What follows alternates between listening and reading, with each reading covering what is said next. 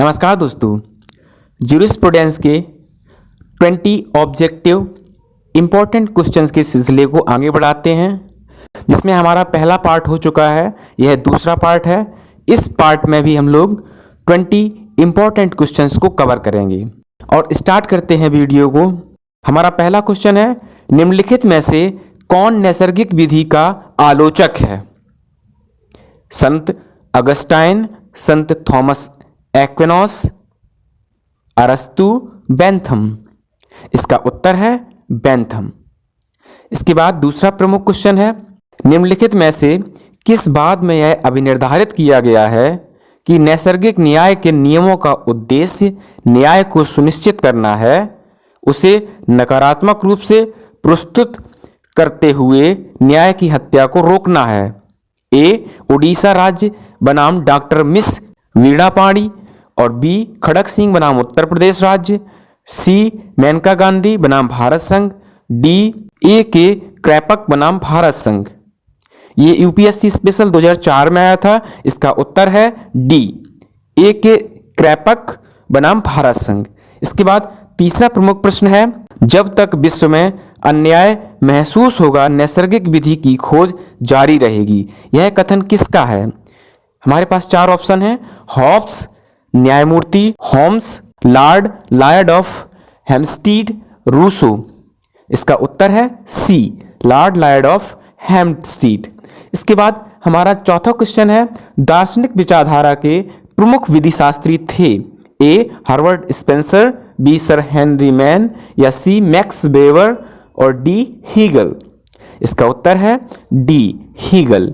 इसके बाद पांचवा प्रमुख प्रश्न है, निम्नलिखित विधिशास्त्र की शाखाओं में से किसमें स्टोइक दर्शन ने अपनी अभिव्यक्ति पाई है? ए, आज्ञात्मक शाखा, बी, ऐतिहासिक शाखा, सी, नैसर्गिक विधि की शाखा और डी, समाजशास्त्रीय शाखा।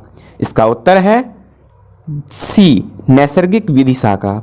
इसके बाद छठवां प्रमुख प्रश्न है, व्यक्ति को राज्य की विधि माननी ही चाहिए। यदि उसे किसी राज्य की विधि अच्छी नहीं लगती तो उसे अन्य राज्य में चला जाना चाहिए। यह कथन संबंधित है? ए, अरस्तु से, बी, प्लेटो से, सी, सुकरात से या डी, ऑस्टिन से। इसका उत्तर है सी, सुकरात से। इसके बाद सातवां प्रमुख प्रश्न है, निम्नलिखित में से कौन सा विधिशास्त्री प्राकृतिक विधि की विचारधारा के प्राचीन सिद्धांत से संबंधित है? ए, एक्विनोस, बी, ग्रोसियस, सी, कोहलर, डी, सुकरात। इसका उत्तर है डी, सुकरात। इसके बाद आठवां प्रमुख प्रश्न है, विधि मनोभाव से मुक्त तर्क है। यह कथन निम्न का है? सुकरात का है, प्लेटो का है, रास्को पाउंड का है या अरस्तु का है? इसका उत्तर है डी, अरस्तु का है। नवा क्वेश्चन है, मानवाधिकारों की संकल्पना को निम्नलिखित में से किस शाखा ने जन्म दिया? ए, नैसर्गिक विधि शाखा, बी, ऐतिहासिक शाखा या सी, यथार्थवादी शाखा या डी, समाजशास्त्रीय शाखा। इसका उत्तर है ए, नैसर्गिक विधि शाखा। इसके बाद हमारा 10वां क्वेश्चन है, परिवर्ती अंतर्वस्तु की नैसर्गिक विधि का प्रवर्तक कौन था? ए, जॉन रॉल्स, बी, स्टेमलर, सी, जेरेम हॉल या डी, जॉन फिनिस। इसका उत्तर है बी, स्टेमलर। इसके बाद 11 नंबर क्वेश्चन है, स्टेमलर ने विधि को दो भागों में विभाजित किया है। ए, वास्तविक विधि एवं वास्तविक नैतिकता में, बी, सकारात्मक विधि एवं नकारात्मक विधि में, सी, विधि के विचार या विधि की संकल्पना में और डी, ईश्वर की विधि एवं मानवीय विधि में। इसका उत्तर है सी, विधि के विचार एवं विधि की संकल्पना में। इसके बाद 12वां क्वेश्चन है, निम्नलिखित विधि शास्त्रियों को परिवर्तनीय अंतर्वस्तु की नैसर्गिक विधि, natural law with variable content के सिद्धांत का प्रवर्तक माना जाता है? फुलर को, स्टेमलर को, हार्ट को, उपयुक्त में से कोई नहीं। इसका उत्तर है बी, स्टेमलर को।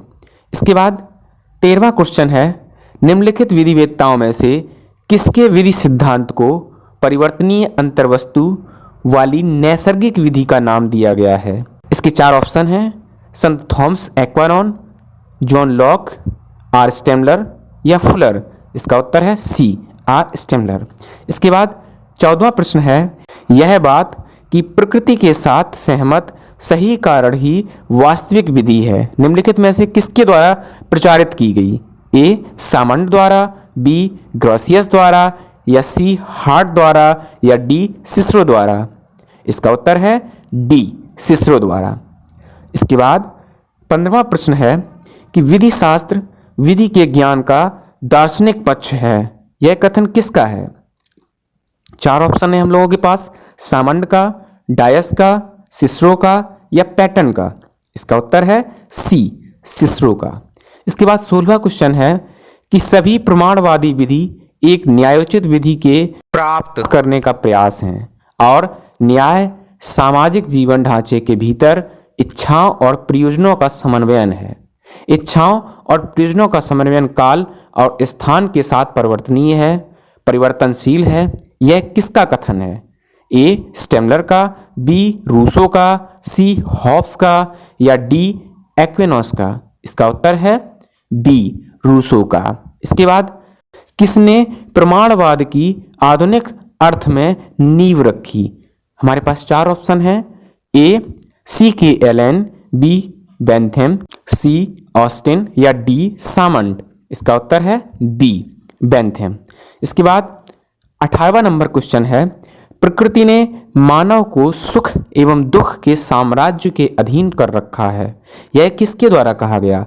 बेंथम, ऑस्टिन, पाउंड या हॉब्स। ए बेंथम।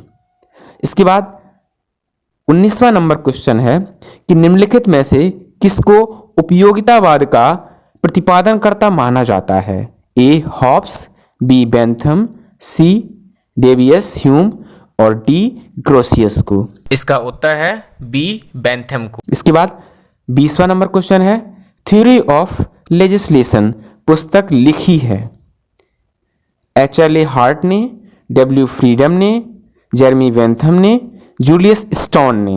इसका उत्तर है सी, जेरमी बेंथम ने।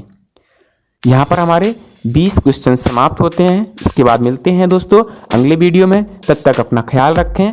धन्यवाद।